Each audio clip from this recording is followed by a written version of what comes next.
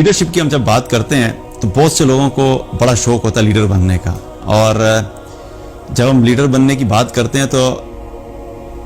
ذہن میں چیزیں جو چل رہی تھیں وہ کیا ہوتی ہے کہ میں جب لیڈر بن جاؤں گا، چاہے میں کسی آرگنائزیشن میں لیڈرشپ میں آ جاؤں، میں کسی اپنے محلے کا لیڈر بن جاؤں، میں اپنی جماعت کا لیڈر بن جاؤں، یا میں اپنے کسی علاقے کا لیڈر بن جاؤں، تو وہ ذہن میں کانسیپٹ کیا ہوتا ہے کہ لیڈر بننے کا مطلب یہ ہے کہ میرا بڑا ٹھاٹ باٹ ہوں گے اور لوگ میرے آگے پیچھے ہوں گے، لوگ میرے سے ڈریں گے، میرا بڑا ٹیکا ہوگا، مجھے بڑا پروٹوکول ملے گا، میری بڑی عزت ہوگی، ہر آنے جانے والا مجھے سلام کرے گا۔ تو لوگوں کا یہ کانسیپٹ ہوتا ہے، اور اکثر لوگ لیڈرشپ پوزیشنز کے اوپر آنے کے لیے اسی لیے کوشش کرتے ہیں، یہ سارے فیکٹرز ان کے ذہن میں ہوتے ہیں، اور ہم یہ نہیں ریئلائز کرتے کہ لیڈرشپ پوزیشن پہ آنے کے بعد جو اصل چیز ہوتی ہے وہ اکاؤنٹیبلٹی ہوتی ہے، آپ کی اپنی اکاؤنٹیبلٹی، اپنا جو ذاتی احتساب ہونا، سیلف اکاؤنٹیبلٹی، اور دوسری چیز کہ آپ کی اکاؤنٹیبلٹی ٹورڈز یور پیپل، کہ آپ کے جو لوگ ہیں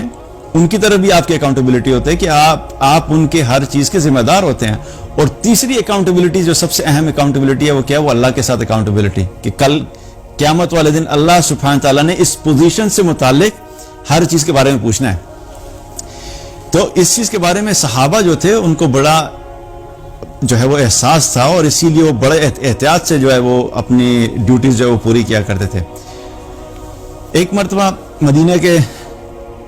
دور کا واقعہ ہے کہ عثمان بن عفان رضی اللہ عنہ وہ مدینہ میں جب تھے تو اپنے گھر کے جو اوپر والا حصہ تھا وہ وہاں پہ کھڑے ہوئے، سخت گرمی کے دن تھے اور شدید باہر دوپہر کا وقت، اور باہر جو ہے وہ شدید قسم کی لو چل رہی تھی۔ گرمیوں میں جو ہوتا ہے نا، باہر اگر آپ 1-2 بجے 3 بجے باہر نکلیں تو شدید گرم کئی دفعہ ہوا چل رہی ہوتی ہے، اس ہوا کے اندر آپ اپنا چہرہ بھی جو ہے نا وہ کھلا نہیں رکھ سکتے، اتنی زیادہ تیز لگتی ہے وہ۔ تو اپنے اوپر والے فلور پہ کھڑے ہوئے کیا دیکھتے ہیں کہ دور سے ایک شخص آ رہا ہے، دوپہر کے وقت 2 اونٹ ہیں اور وہ شخص آ رہا ہے اور اس نے سر پہ عمامہ پہنا ہوا ہے۔ جب انہوں نے دیکھا تو وہ حیران ہوئے کہ اتنی گرمی میں یہ کون ہے جو اپنے اونٹوں کو لے کے اس وقت آ رہا ہے۔ تو انہوں نے اپنے غلام سے کہا کہ ذرا جا کے دیکھو یہ کون شخص ہے۔ تو جب غلام نیچے اترا اس نے دیکھ کے پہچاننے کی کوشش کی تو کہنے لگا کہ جی مجھے نہیں سمجھ آ رہی ہے کون شخص ہے۔ تو بہرحال تھوڑا سا جب وہ فاصلہ کم ہوا اور قریب آیا تو غلام نے جب دیکھا تو ایک دم سے گھبرا گیا، پریشان ہو گیا، فوراً بھاگ کے عثمان رضی اللہ عنہ کے پاس گیا اور جا کے کہنے لگا کہ یہ تو امیر المؤمنین عمر بن الخطاب ہیں جو اس وقت آ رہے ہیں۔ عثمان رضی اللہ عنہ نے جب دیکھا تو وہ بھی ایک دم سے حیران ہوئے کہ بھئی اتنی گرمی میں یہ 2 اونٹوں کو لے کے کدھر آ رہے ہیں۔ اب جب وہ تھوڑے سے قریب آئے تو عثمان رضی اللہ عنہ کے گھر کے پاس سے جب گزر رہے تھے تو عثمان رضی اللہ عنہ نے کہا کہ امیر المومنین اتنی شدید گرمی میں آپ ان 2 اونٹوں کو لے کے کدھر جا رہے ہیں؟ تو عمر رضی اللہ عنہ نے کہا کہ اصل میں یہ صدقے کے اونٹ ہیں، ان کے ساتھ جو بہت سارے اونٹ تھے وہ آگے چلے گئے، یہ 2 اونٹ پیچھے رہ گئے تھے، تو مجھے یہ خدشہ لاحق ہوا کہ یہ نہ ہو کہ یہ اپنے اس جو ریوڑ ہے اونٹوں کا جو سارا فلاک ہے اس سے کہیں الگ نہ ہو جائیں، تو میں نے یہی سمجھا کہ ان کو میں لے کے ان کے ساتھ ملا دوں۔ تو عثمان رضی اللہ عنہ ایک دم سے کہنے لگے کہ آپ تھوڑا انتظار کر لیتے، اتنی شدید گرمی تھی، بلکہ آپ کو خود کرنے کی ضرورت کیا تھی، آپ کسی غلام کو کہتے، آپ کا کوئی بھی غلام جا کے یہ کام کر دیتا۔ کہتے ہیں نہیں میں یہ بہت بڑی ذمہ داری ہے، میں کسی غلام کے اوپر نہیں چھوڑ سکتا تھا،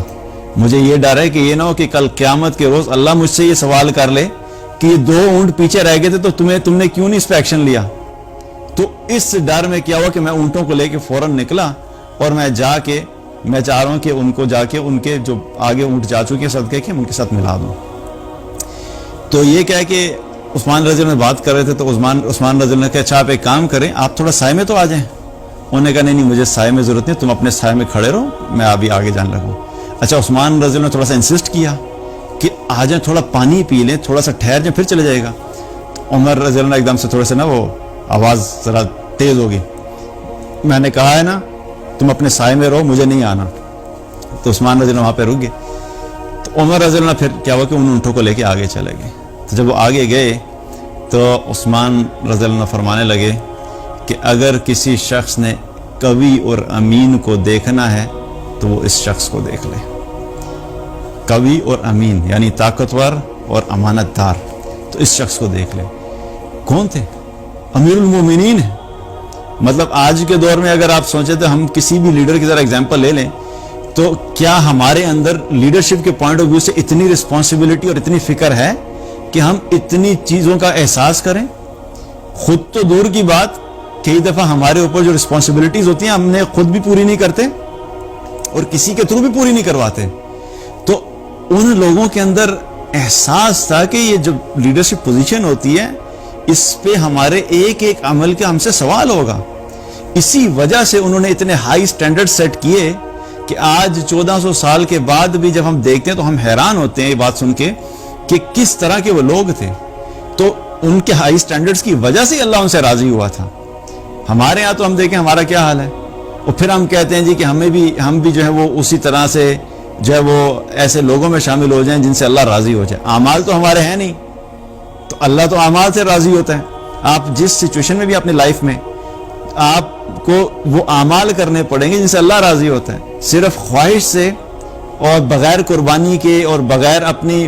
ذمہ داریاں نبھائے ہوئے جو اللہ سبحانہ تعالیٰ نے ہم پہ ڈالی اگر ان کو فلفل نہیں کرتے تو پھر اللہ کی رضا تو نہیں مل سکتی. تو لیڈرشپ پوزیشن کی اگر کبھی خواہش ہو تو پھر یہ بھی یاد رکھیے گا کہ اس پوزیشن سے متعلق جو